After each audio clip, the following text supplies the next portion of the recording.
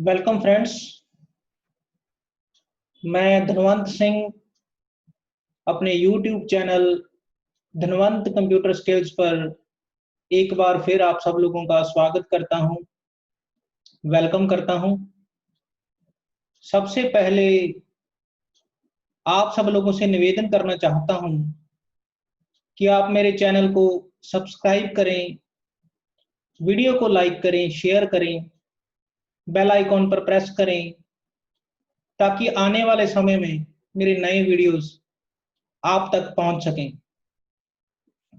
आज मैं आपके लिए HTML पार्ट 9 लेकर आया हूं, जिसमें हम HTML में डेफिनेशन लिस्ट क्या होती है, उसका प्रयोग कैसे किया जाता है, उसके बारे में बात करेंगे। डेफिनेशन लिस्ट के बारे में बताने से पहले मैं आपको प्रैक्टिकली यह दिखाना चाहूंगा कि डेफिनेशन लिस्ट ब्राउजर विंडो पर कैसे दिखाई देती है, कैसे डिस्प्ले होती है। सबसे पहले हम देखते हैं ब्राउजर विंडो पर डेफिनेशन लिस्ट कैसे दिखाई देती है। आपके सामने जो स्क्रीन आपको नजर आ रही है, यह गूगल क्रोम वेब ब्राउजर की है। गूगल क्रोम वेब ब्राउजर पर आपको डेफिनेशन लिस्ट की एक एग्जांपल नजर आ रही है। लेफ्ट साइड पर देखिए, लेफ्ट साइड पर आप जब ध्यान दोगे तो सबसे पहले हेडिंग के बाद एग्जांपल ऑफ डेफिनेशन लिस्ट के बाद एक टर्म लिखी हुई है कंप्यूटर। उसके बाद 3-4 लाइंस में कंप्यूटर की डेफिनेशन है। उसके बाद एक टर्म लिखी हुई है हार्डवेयर। 3-4 लाइंस में हार्डवेयर की एक डिस्क्रिप्शन दी हुई है, डेफिनेशन दी हुई है। उसके बाद एक टर्म लिखी हुई है सॉफ्टवेयर। उसके बाद 3-4 लाइंस में सॉफ्टवेयर की डेफिनेशन, सॉफ्टवेयर की डिस्क्रिप्शन एक्सप्लेन की हुई है। यह देखकर आपको पता चल गया होगा डेफिनेशन लिस्ट में हमारे पास डेफिनेशन टर्म होती है और डेफिनेशन डिस्क्रिप्शन होती है। यानी कि जो टर्म हम यूज कर रहे हैं, जिस टर्म का हम प्रयोग कर रहे हैं, उसकी परिभाषा, उसकी डिस्क्रिप्शन हम एक्सप्लेन करते हैं। इस प्रकार से डेफिनेशन लिस्ट जो है ब्राउजर विंडो पर दिखाई देती है। यहां पर जो आउटपुट आपको नजर आ रही है, इसमें 3 डेफिनेशन टर्म्स का प्रयोग किया है मैंने, और 3 ही डेफिनेशन डिस्क्रिप्शन मैंने दी हैं। आप अपनी डेफिनेशन लिस्ट में एक से ज्यादा, यानी कि 1, 2, 3, 4, 5, 6 जितनी चाहो उतनी डेफिनेशन टर्म का प्रयोग कर सकते हो। यानी कि आपकी जो डेफिनेशन लिस्ट है, आपकी सुविधा के अनुसार जितना भी आप लिखना चाहते हो, जितनी भी टर्म्स आप देना चाहते हो, उतनी टर्म्स आप दे सकते हो। मुझे उम्मीद है प्रैक्टिकली ब्राउजर विंडो पर डेफिनेशन लिस्ट का प्रयोग आपको पता चल गया होगा कि वह कैसे दिखाई देती है, जिसमें हमारे पास डेफिनेशन टर्म होती है और डेफिनेशन डिस्क्रिप्शन होती है। चलिए अब हम डेफिनेशन लिस्ट का सिंटैक्स देखते हैं कि सिंटैक्स उसे लिखा कैसे जाता है।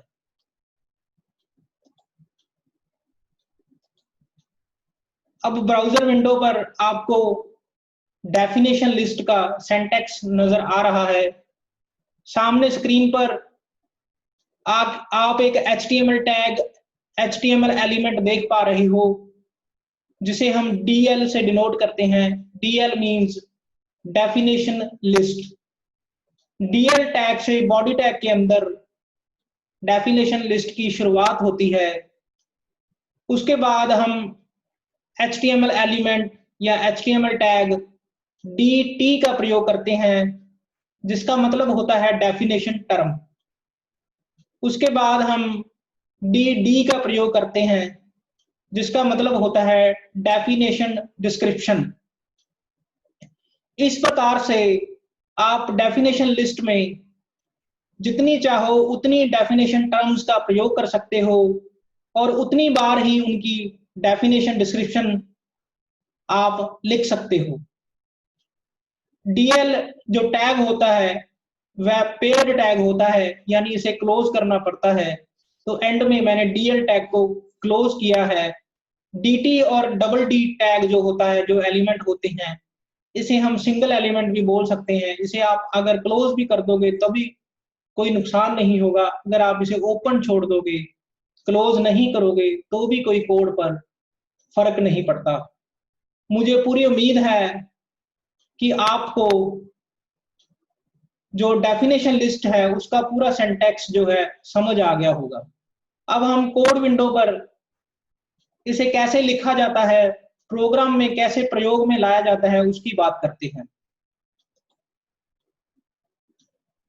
एक बार फिर मैं आपको डेफिनेशन लिस्ट की आउटपुट दिखाता हूं, इसको आप ध्यान में रखिए, जिसमें हमारे पास डेफिनेशन टर्म्स होती हैं और उनकी proper definition, proper explanation number of lines में हम देते हैं।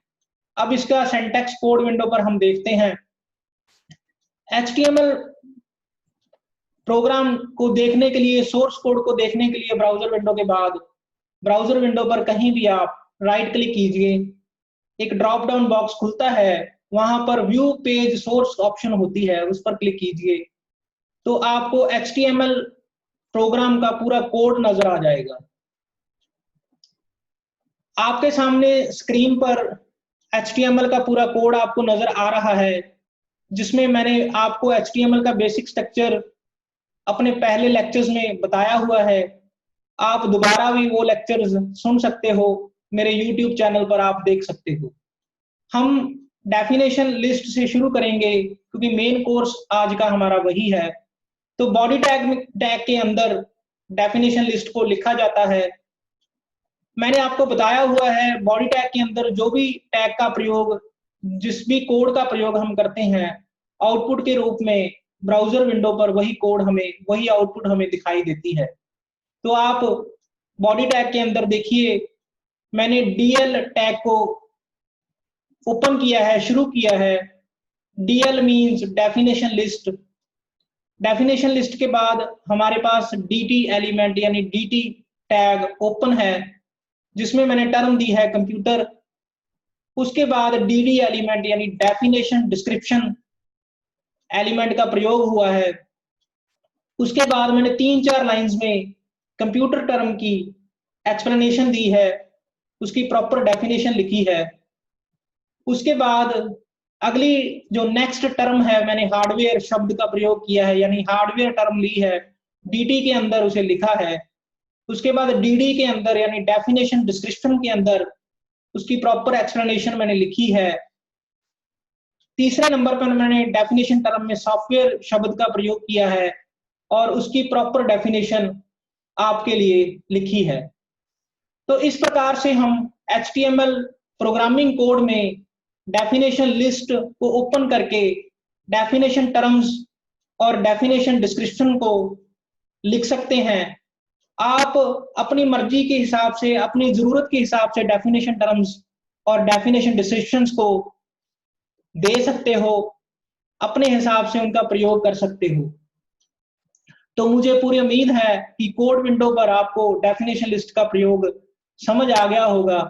एक बार फिर मैं आपको खत्म करने से पहले ये सारा कोड ब्राउजर विंडो पर कैसे दिखाई देगा वो दिखाना चाहूंगा।